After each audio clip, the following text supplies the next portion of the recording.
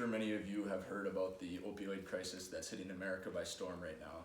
And I have used an opioid before. When I had a collapsed lung, the doctor gave me some fentanyl when they took the tube out, and it didn't affect me very much because I'm sure that they didn't have a very high use.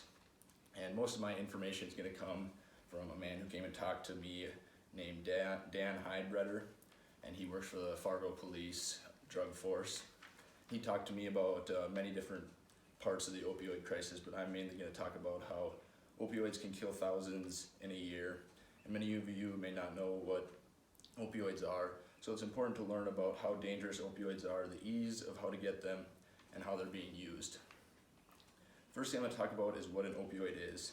And what they are, according to Mayo Clinic in 2018, is a drug that blocks the opioid pain receptors in your brain.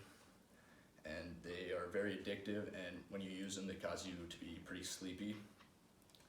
And some types of opioids are heroin, fentanyl, and morphine.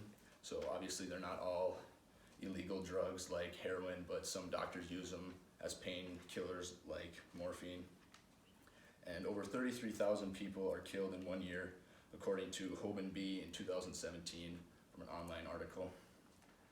And the next thing I'm going to talk about is how easy it is to get these opioid drugs. And you would think it'd be a lot harder to get these drugs since so many people die per year, but all people have to do is go into the dark web, and how you do that is just to download Tor is the web browser, one example of it. And it's non-traceable, so like police can't look and see where you've been and who you've been talking to, and they don't use like a credit card to buy it either. They use Bitcoin, which I'm sure many of you have heard, and that's also untraceable money. And so if you think your friend could be using these, then a couple red flags is if they have the Tor web browser downloaded on their computer or phone, or if they have a Bitcoin wallet. And the next thing I'm going to talk about is a couple uses for these, and all of these came from CASA staff in 2015. And a few uses are nose spray, injection, eaten, patch, pill, smoked, or snorted.